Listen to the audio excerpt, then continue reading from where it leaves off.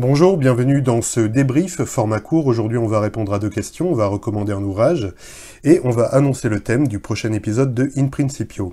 Le premier commentaire sur lequel je vais revenir a été posté justement sous la vidéo de l'épisode précédent qui portait sur le pharaon de l'Exode. Donc on se posait la question qui était le pharaon de l'Exode et quelles sont les données qui permettent d'avoir une réponse pas trop idiote à cette question.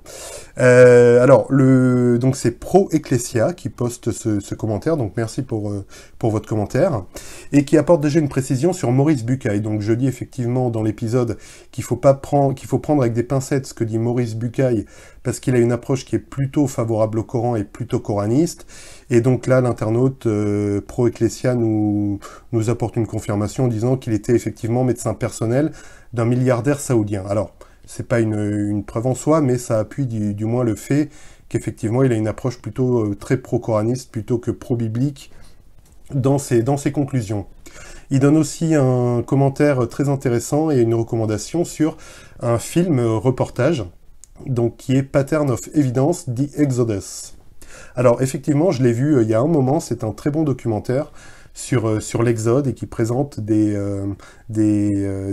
éléments vraiment probants sur la réalité de l'Exode. Alors de mémoire, moi je l'avais vu sur Netflix, donc il y est peut-être encore. Sinon, un moteur de recherche viendra à bout de votre questionnement. Donc c'est Pattern of Evidence, The Exodus. Donc merci pour ce commentaire. Le deuxième commentaire sur lequel je vais revenir a été posté sur une vieille vidéo que j'avais réalisée sur un vieux podcast sur la prédestination. Alors la personne ne met pas de commentaire en fait, elle dit juste la prédestination mise à terre et elle envoie le lien vers une vidéo du pasteur Marcello Tunasi.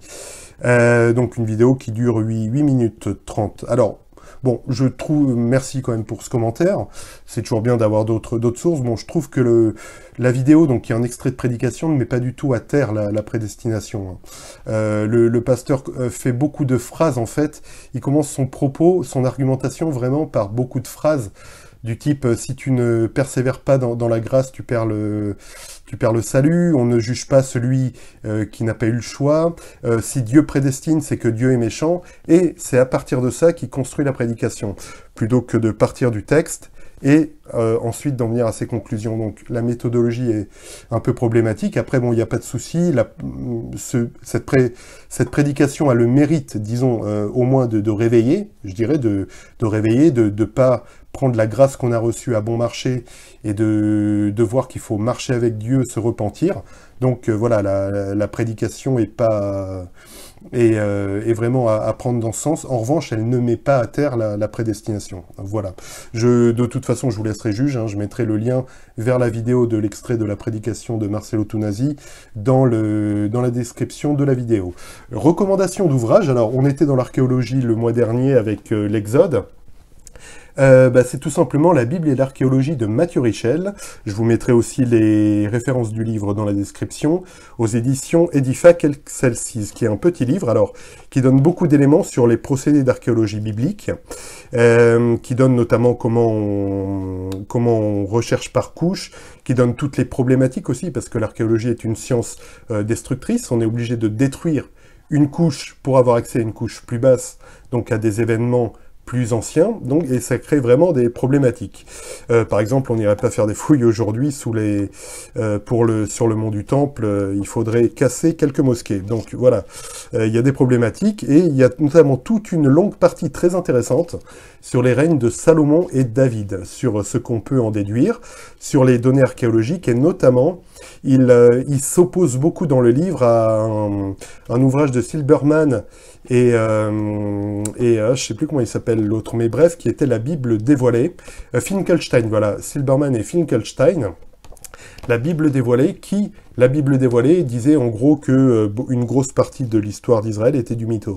Donc là, l'ouvrage remet quand même les choses à leur place et donne vraiment, en gros, l'état de la recherche actuelle sur l'archéologie biblique sérieuse. Donc Mathieu Richel, la Bible et l'archéologie, édition Edifac Excelsis. Le thème du prochain épisode, donc qui est en cours d'écriture, qui sortira, je pense, dans une semaine, enfin j'espère en décembre, c'est la mort. Donc c'est un thème important, la mort à la lumière de l'écriture, et avec la question, est-ce qu'on peut utiliser des phénomènes qui sont constatées parfois comme les NDE, donc les expériences de mort imminente, comme des appuis théologiques pour fonder une théologie de la mort. Voilà, donc en fait on va confronter vraiment ce qui est... Alors, pour répondre à ce qu'est la mort, donc on va s'intéresser évidemment à ce qui est l'homme, l'humain, à la lumière de la Bible. On va parler de trichotomie ou de dichotomie, donc c'est un peu des gros mots théologiques, mais on va expliciter ça, et voir ce qu'est la mort, et voir si on peut regarder donc ces phénomènes, déjà voir s'il y a des choses concrètes concernant la NDE, et voir si on peut utiliser ça pour fonder une théologie. Donc, toute cette théologie de la mort, c'est ce qu'on va voir à la lumière donc de l'écriture confrontée aux données de constatation de certains phénomènes comme les NDE. C'est ce qu'on va voir dans le prochain épisode de In Principio. Voilà. Merci beaucoup de m'avoir écouté. Soyez bénis et à la prochaine.